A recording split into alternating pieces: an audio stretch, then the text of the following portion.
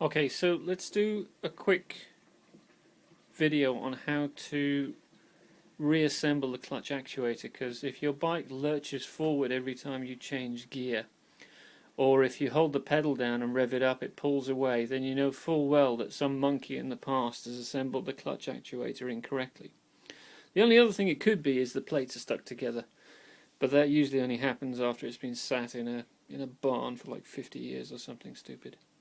Okay, so this is a spare electric start engine. It's got the electric start on the top, but it's exactly the same between the two types. There's no difference between them, and this one is just my spare one for the electric start bike. So it's laying on its side, so all the oil will drain to the other side, because I've no wish to lose another half-litre of oil dicking around doing nothing in particular. But before you do this job, there's something you really must do, and that is to get a spare gasket for this clutch cover, because unless you can replace it, don't take it off.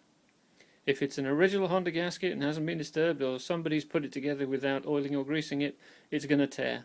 And if it tears, it's going to leak, and you're going to be in a world of pain. So just get yourself a clutch gasket before you even start. So all you have to do, if it's still in the bike, then drain the oil. If you're going to have to lay it on its side to reassemble it correctly, but we'll come to that in a minute. But I can do this laid on the side on the bench, so it's a lot easier.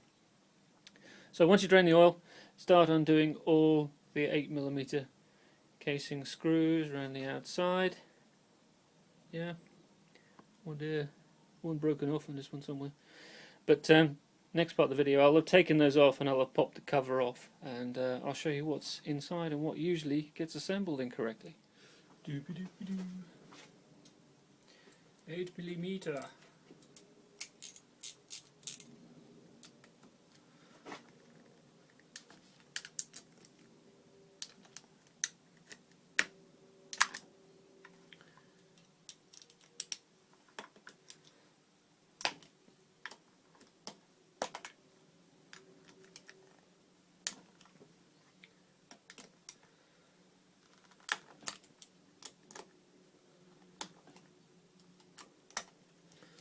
Okay, once you crack them all off, you can remove them out of the way.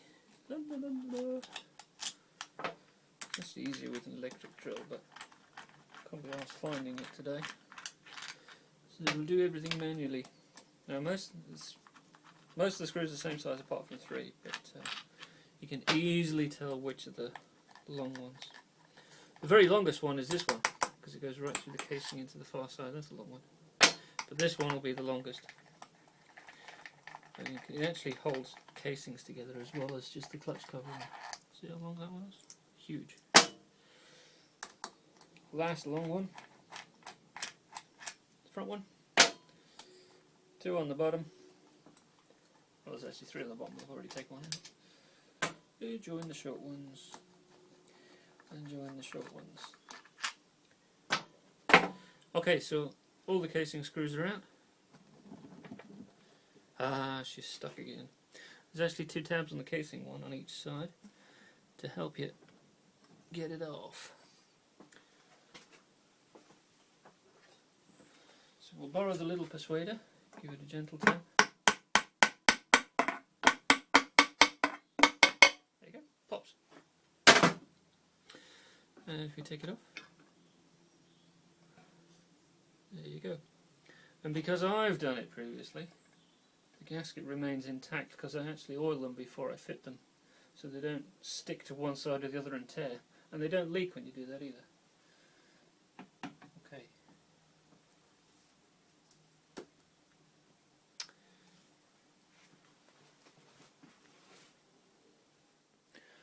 Okay, so when you take it off and on the bike, the first thing that'll happen is, one, you'll probably tear the gasket to bits anyway, so that'll definitely spend the next couple of hours scraping all the remnants off the gasket off here. It must be absolutely clean. Yeah. Inside the outer casing will remain the outer piece. It should not be able to turn, and it's actually bolted through. And if you notice the hole in the centre, that's where the oil comes through. So from the oil pump, which is in here, it actually pressurizes oil into this bit. It sends oil up the barrel here, but also through the outer casing here along the inside, doop, doop, doop, doop, doop, and out through the centre. Once it comes out through the centre, it goes through the middle here, and you'll notice that little bit is spring loaded in there, through the clutch and into the crankshaft, so it lubricates it all.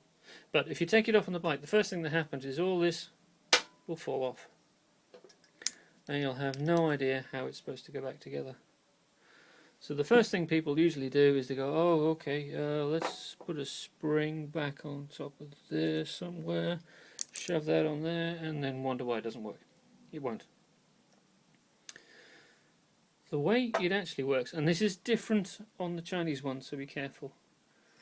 This is the actual operating arm that operates when you press the pedal. So that's the arm. Now, on the Hondas, this is self-aligning. Yeah, it can move in various planes. On the pit bike ones it can't, it's just fixed in there. And also on the Honda, if you look, this central piece is spring loaded. And there's a good reason for that. It maintains the oil integrity as it feeds through, rather than just relying on it being an approximate fit.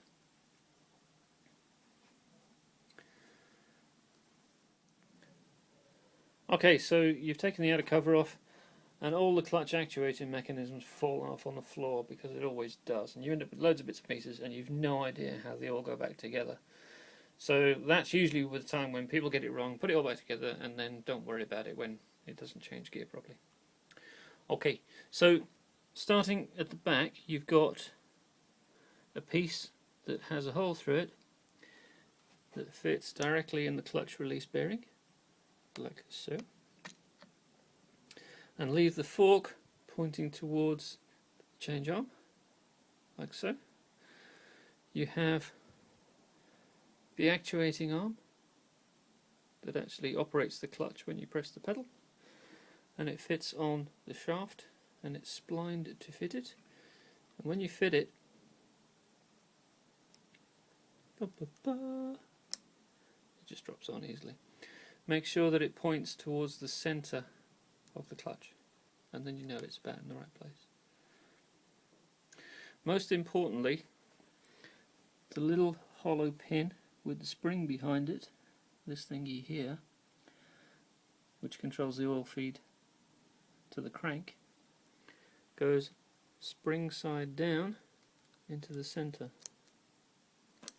and it should be a reasonably tight fit, and you should be able to press it up and down and feel the spring loading on it. Miss that out, get it the wrong way round, and you end up with no oil going towards your crank and a very short-lived engine. Okay, the next piece you actually want is the spring, the round spring, the anti-chatter spring. That simply drops on the outside there, and then when you look at your tray balls piece of kit that actually operates the clutch, you notice that one of the sides has got a moon out of it, so it's obvious where that goes, but also one side has a flange and one side doesn't. So the flange side goes downwards and helps to locate the spring, and the cutout is there to clear the arm. And the number of times I've seen them where they've not paid attention to that and put one of these sides next to that, and the whole thing just gets mashed to pieces after that, and there's no way it's going to change gear. Now the reason it's so difficult to do on the bike is the moment you assemble all this, it all falls off. So unless you're leaning the bike about 30 degrees over onto its side, then you'll never get it back together, unless you wad a whole load of grease around this thing. And believe me, I've done it. If you do that because you feel you have to, the next thing that happens is your clutch starts slipping because it gets loaded with the soap that's in the grease. But once that's all together nicely, yeah, and your bike's leaning over so it stays in place, all you have to do then is replace the outer cover back on. Yeah? Bearing in mind there are dowels, you can see one of them here has stayed in the casing. The other one has probably stayed, yeah, it stayed in the outer casing. So it actually locates in the opposite corner. One goes here, one goes here, and they help to locate the outer casing accurately before you do the screws up. Don't ever just bung it on and do the screws up, because it's a good way to burst the casing. Make sure it's located properly first. For those of you that are interested, once you've got all that gubbins off and you're looking at it anyway, you really should clean out the centrifuge under there, but we won't cover that today. If you're worried about the filter screen, that's that thing here. You can just pull it out, clean it, put it back in again. Make sure you get it the right way around. Once there's one plain face that fits that way around, and the rest have a little flange on them to seal. So once you've done that, all you really have to do is replace the outer casing, which we'll do now. Let's replacing the outer casing. La, la, la, la, la, la, la, la. See? Beautiful unbroken gasket. Turning it over. First locating the kickstarter shaft. Downing slowly, making sure the dowels go in the holes.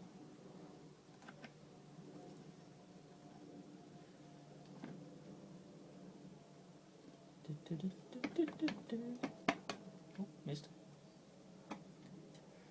That's it. Located. So all we're going to do after this is put all the screws back in. We'll take the long ones first. The very longest one, top front. 3 long ones in total. The rest are all the same size and they're all short. Chuck them in.